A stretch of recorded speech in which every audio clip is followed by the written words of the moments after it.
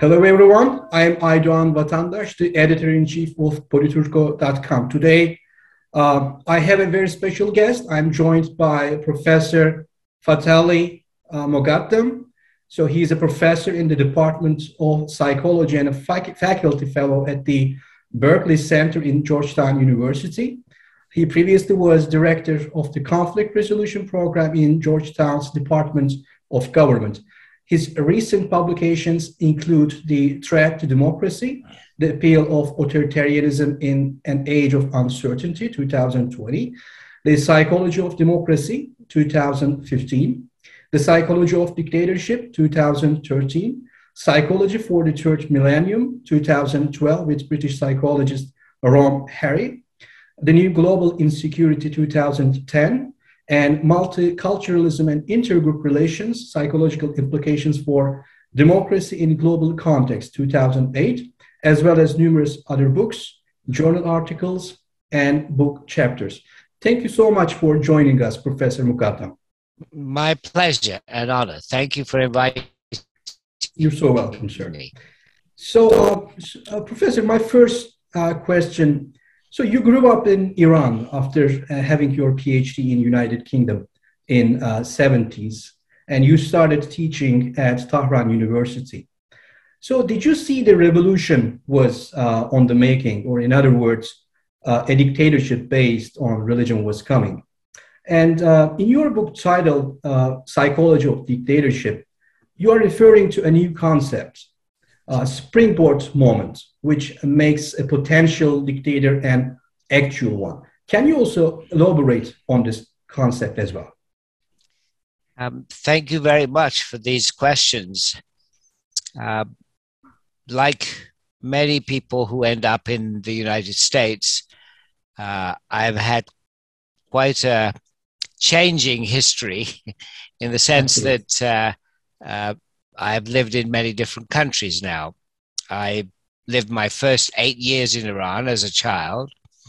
And then my family moved to England, and I was educated. I stayed in England until I finished my formal education. And I was trained as an experimental social psychologist to study human behavior in laboratories. And during my student days, of course, I would go back to Iran, my country of birth.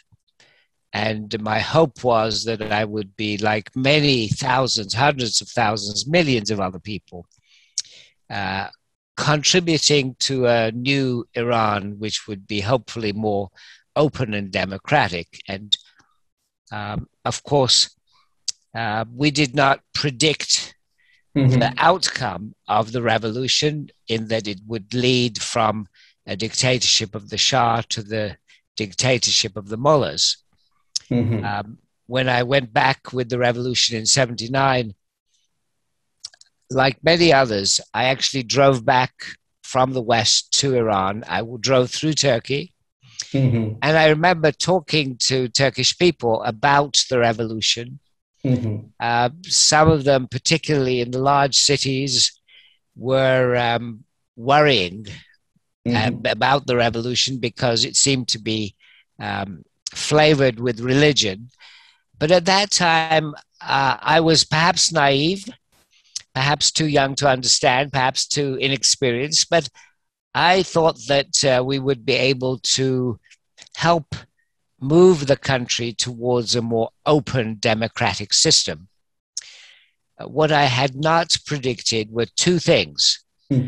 One, the fanaticism of the followers of Khomeini and Khomeini himself.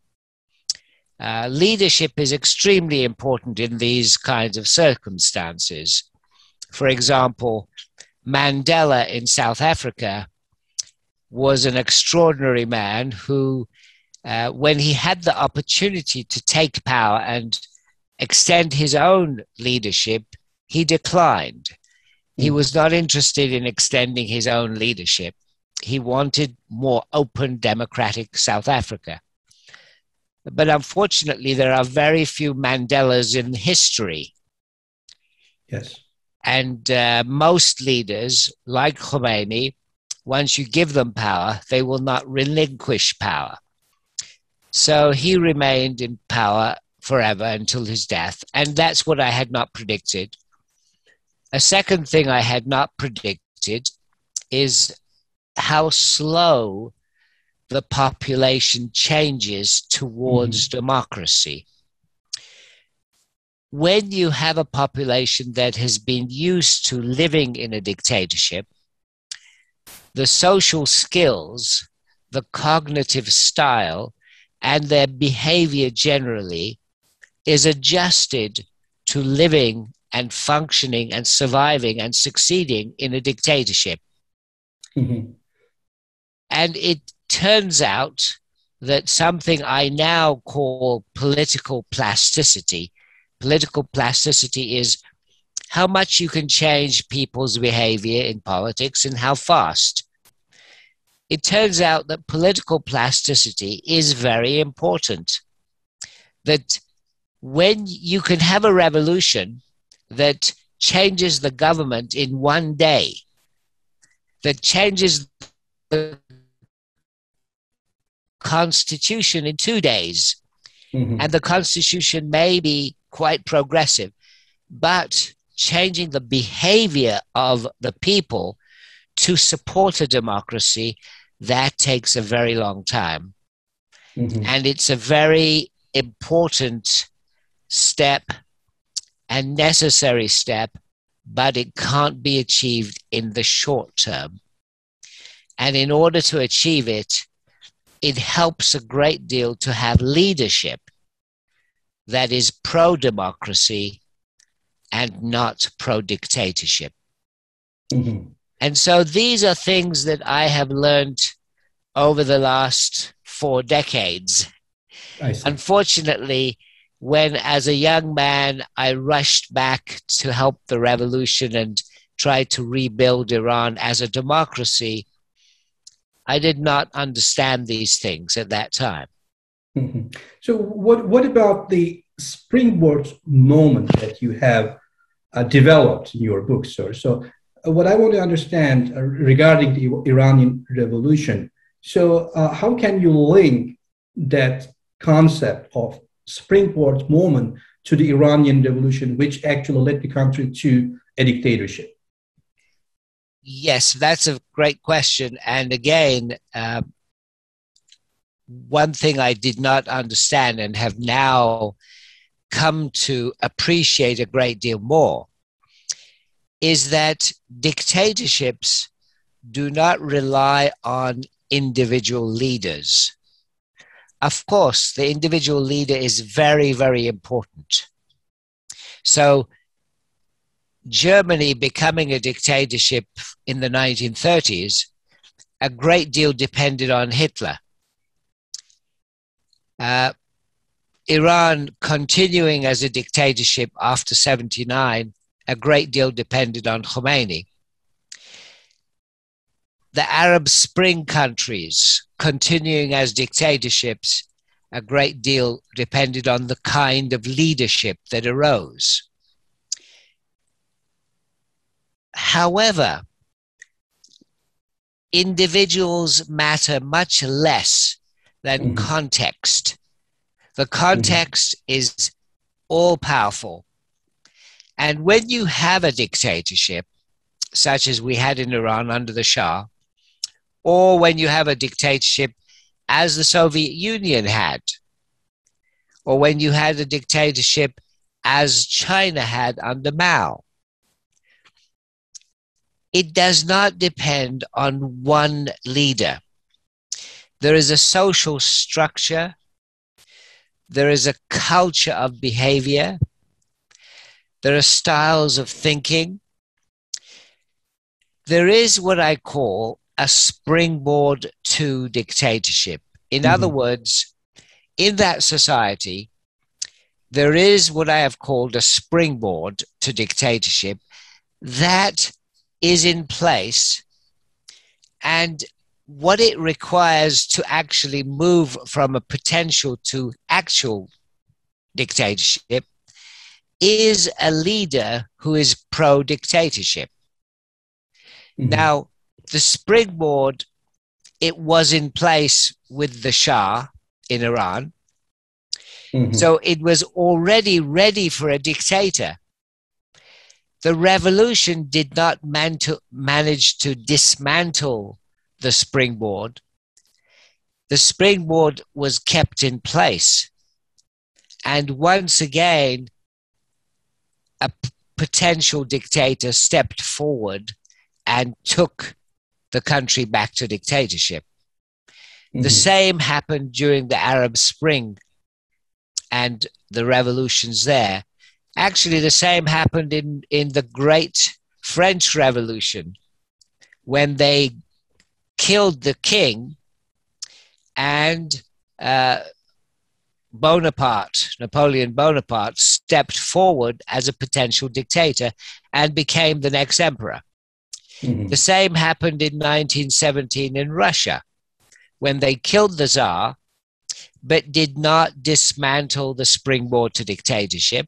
So we've had in Russia one dictator after another, from Lenin to Stalin, on and on and on, and now we have Tsar Putin, basically.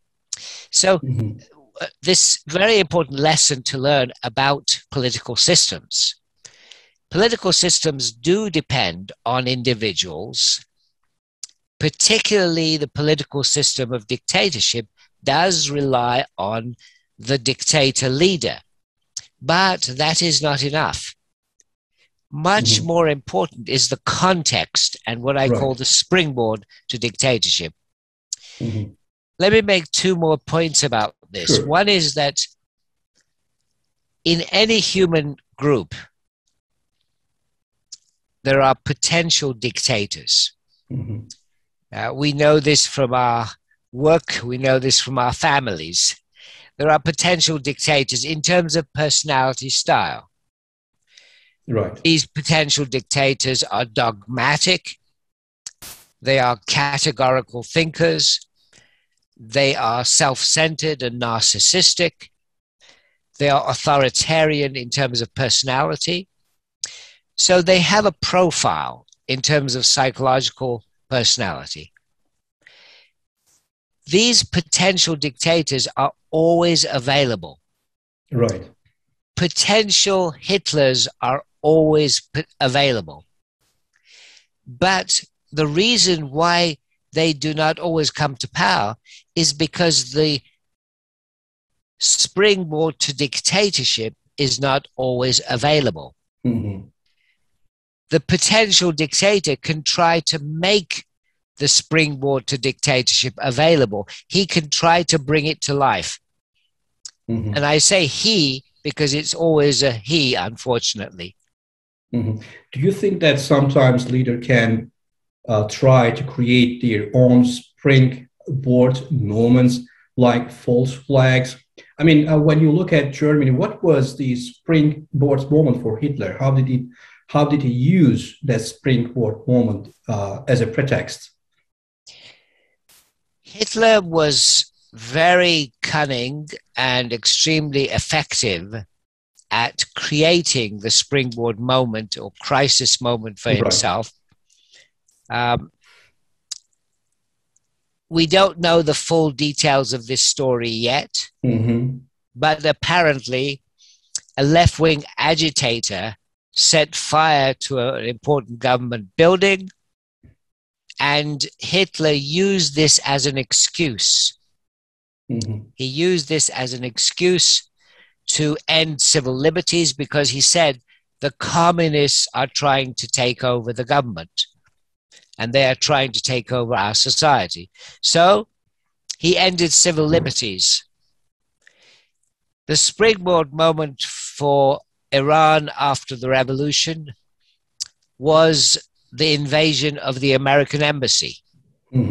That was used by Khomeini to basically attack all his competitors and either kill them or send them out of the country or imprison them. Now, very recently in the United States, Donald Trump attempted to create a springboard moment on January 6th. Absolutely. His goal was to prevent the counting of the Electoral College votes so that he would create chaos. And in that chaos, out of that chaos, he would declare martial law and end civil liberties in the United States. We know these springboard moments can be very effective, but they're part of an effort by the potential dictator to use the springboard to spring to power. Right, sir. So I remember that in 2013, when your book titled Psychology of Dictatorships came out, then Prime Minister Erdogan's wife, the First Lady of Turkey, was in your university as a guest speaker, and I remember that you presented your book to her. So at that time, did you predict that one day Turkey might turn into a dictatorship? So did you have such an intention when you gave that book to her? And do you think that July 15 coup attempt was used as a springboard moment by Erdogan?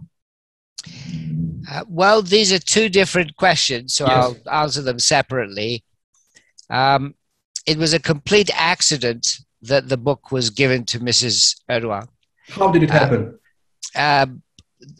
She was receiving a gift, and this book was placed as one of many gifts. And it was certainly not my intention. So I didn't predict that at all. Right. And it wasn't my plan. With respect to the situation of Turkey, it is very unfortunate, I believe, that Turkey has become one of a number of countries that has gone backwards from being more open and more democratic to less open and less democratic. Right. And I think this is very unfortunate because I'm very fond of Turkey. I'm an admirer of Turkish culture. I've been to Turkey many times, and I believe that Turkey is a country that should become more open and democratic. And I think it's extremely unfortunate that Mr. Erdogan has taken Turkey in another direction. Right. However, there are 2 points we need to keep in mind. Sure.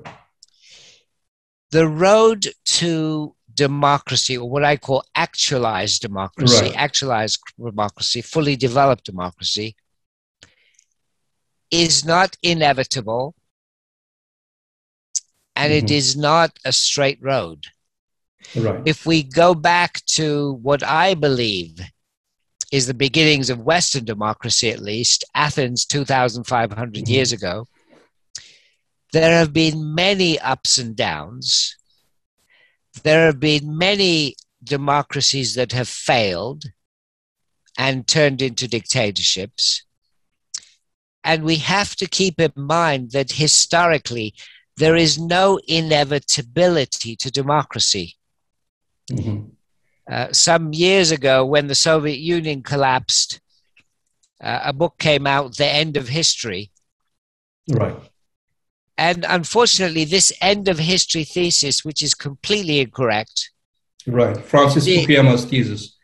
Yes, that we are going to end up all in some kind of democratic capitalism, that this is inevitable. This thesis, although it has been shown to be incorrect, is still an assumption among many people. Right. They don't realize that democracy is not inevitable. There is no inevitable ending to history.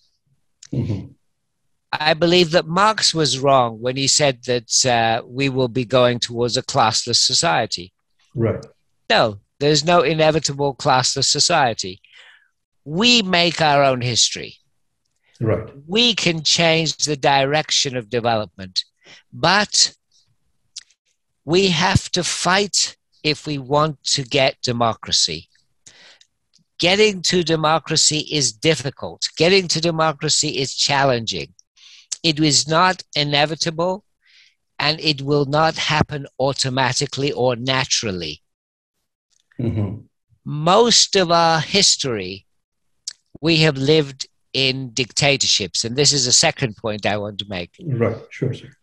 If we look back over the last 11,500 years, roughly the period where we've had larger settlements gradually, most of our history, we've lived in dictatorships.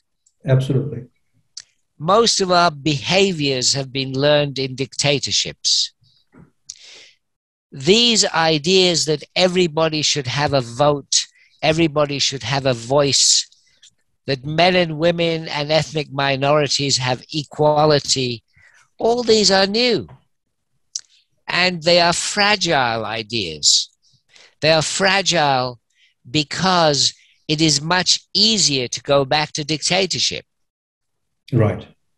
So we have to keep this in mind when we consider Turkey, right, when we consider India, when we consider Brazil, when we consider Russia, all of these countries where the opportunity for democracy is there, but particular leaders are taking the country backward. Mm-hmm. What about the United States, sir? Do you think that Trump can come back, and do you think that United States, a country like the United States, can go backward as well? Oh, absolutely, yes. Mm-hmm. The United States can certainly go backwards, as can any other country. Mm-hmm. We have to go back to Rome, the Roman Right. Empire, where they had a form of democracy for a while. The Republic was semi-democratic. It was certainly elitist, but it had democratic tendencies. We have to keep in mind that the Roman Empire collapsed, went into a dictatorship and then collapsed. Mm-hmm. There is no doubt that the American system will decline. No power can stay on top of the world forever. The British lasted about 100 years, but they came out of that experience as a strong democracy. And the question is, will the United States come out of its supremacy still being a democracy? Now, Mm-hmm. it's not a fully developed democracy, but it is moving towards better democracy. It could become much more open. However, the danger is certainly there that the United States will collapse and become a dictatorship. Trump has made that danger very visible, Mm-hmm. but he is not the only sign. Mm-hmm. There are all other signs of anti-democratic movements in the United States. What are these signs, sir? Well, first of all, let's go back to the history of the United States and remind ourselves of what has happened. First of all, the Great American Revolution, which was a great revolution, Mm-hmm. what did it achieve? Well, the revolution gave the vote to free men, Right. not women and not slaves. Right. It took until 1920 before women got the vote in the United States. And it took until the 1960s when gradually minorities began voting again and having the right to vote. And even now, voter suppression is very strong. And in most elections, barely half the people vote. Now, we have to go back to the revolution in the United States. They gave the vote to free men. Well, 2,500 years ago in Athens, the vote was given to free men, not women, not slaves. Mm-hmm. So we have to remind ourselves that First of all, in their revolution, the Americans came full circle back to Athens 2,500 years ago. In many respects, the political system they set up, they were aware, very much aware of the Romans and the Greeks, and very much thinking of them.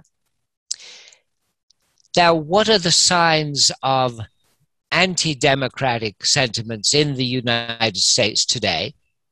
Well, take the major party, the Republican Party, where many of its members deny that the 2020 election was legitimate. Right.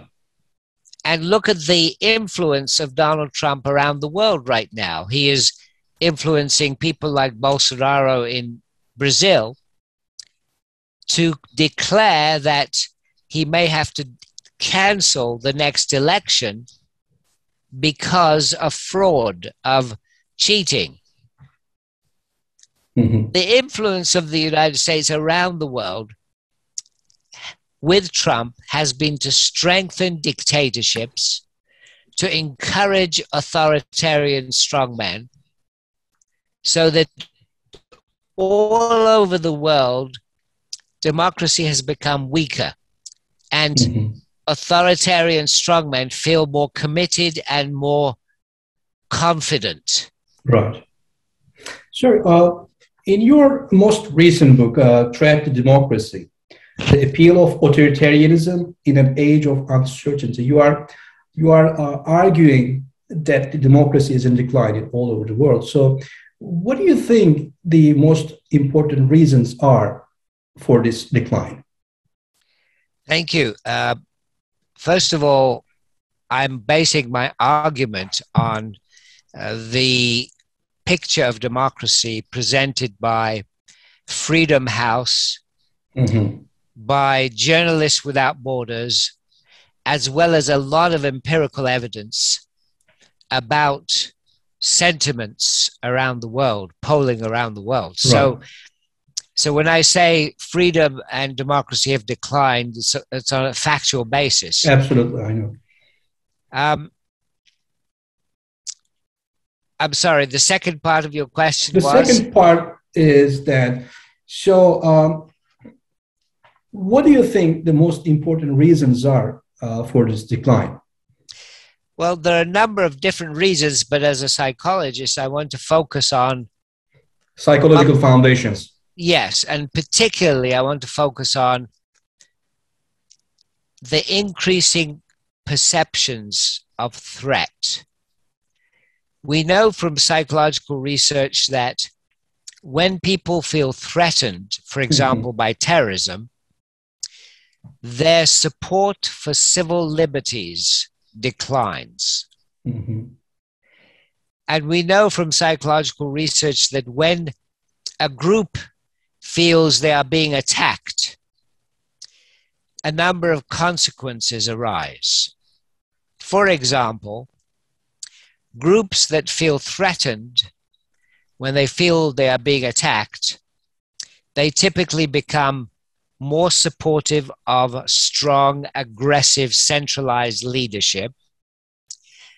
They become less open to criticism within the group, and they become more supportive of conformity.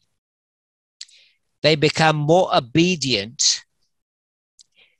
In such circumstances, authoritarian personalities come to rise. Right. Authoritarian personality is a topic that has been studied by psychologists at least since the Second World War. Authoritarian personalities are the type of people who are more prone to support dictatorship. If a potential dictator arises, they will support that dictator. They are repressive towards minorities and everyone who is dissimilar to them. But they're very supportive of and obedient to strongmen leaders. So what I'm seeing at the moment is a number of threats around the world. What kind of threats are these, sir? Well, that's a great question. First threat I mentioned was terrorism. Mm-hmm. Radical Islamic terrorism was what started this in the recent times. But now we have other threats that are mobilizing. One is the threat represented by refugees and immigrants. Mm-hmm.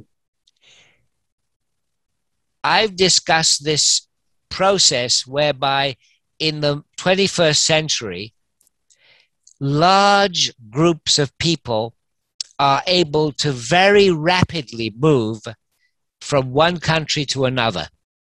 For example, 1 million people can move from the Middle East because of the Syrian war and other wars and end up as refugees in Europe within a few months.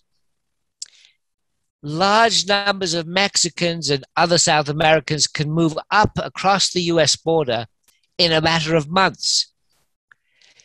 These massive movements of people represent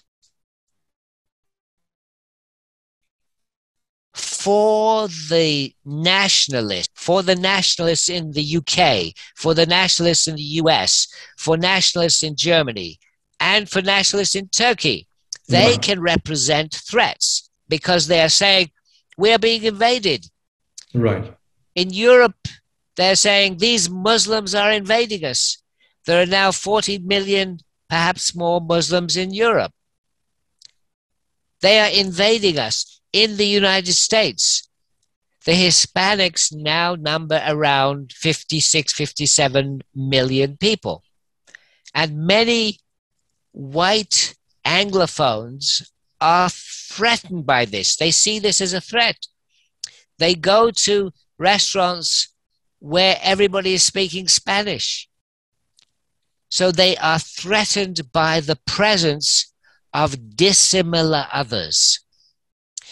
In psychology, one of the basic principles in relationships is similarity attraction.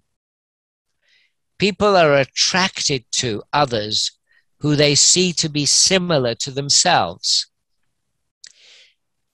When you want to interact with another person, when that other person is very similar to you, you like that. They endorse your views. They agree with you. They agree with your taste. But what the populations in North America, Europe, and other places are seeing is these huge invasions by dissimilar others. Now, this is a threat to them, and certain types of leadership is exaggerating this threat. For example, in India, Modi is exaggerating the threat of Muslims for Hindus. He is creating this threat and exaggerating it. Just as in the United States, Trump and his allies keep exaggerating the threat of Hispanics. You know, he said he would rather have immigrants from Norway. Right. Why? Because he sees them as more similar to He also used China as a threat, I guess. China as a threat. Absolutely, yes. China as a threat, and of course, China uses the United States as a threat as well. Yes, absolutely. So what you find is the rise of different types of threats, such as terrorism, such as these enormous numbers of people suddenly showing up at your borders. And this is new because, of course, there was immigration before, but not able to move at such a rapid pace in such large numbers. Another threat that is becoming more and more relevant to more people is global warming. As global warming becomes more of a threat, there will be greater competition for resources. And because of this greater competition for resources, immigrants and refugees and other people who are dissimilar, ethnic minorities will become targets. They will become victims. So when I say that there are increasing number of threats around the world, and these are impacting our support for democracy, these are the kinds of threats I mean. Professor Moghaddam, thank you so much for this wonderful conversation. Would you like to add anything else? Yes, I would like to add that all those who are pro-democracy, all those who want to live in a more open, free society, we have to remember that it is necessary to fight for democracy. Democracy is not inevitable. Democracy is not natural. Democracy will not come to us in a way that is automatic. We have to fight for democracy and the open society. If we don't do that, then the countries that are going backwards will drag us back with them. And there will be more and more dictatorship in the world. This is the century where the fight between dictatorship and democracy will become absolutely crucial and definitive. Thank you. Thank you so much, sir. Ladies and gentlemen, I had a remarkable guest today, Professor Fathali Moghaddam. Thank you so much for joining us. Thank you very much. It was my pleasure and honor. Thank you.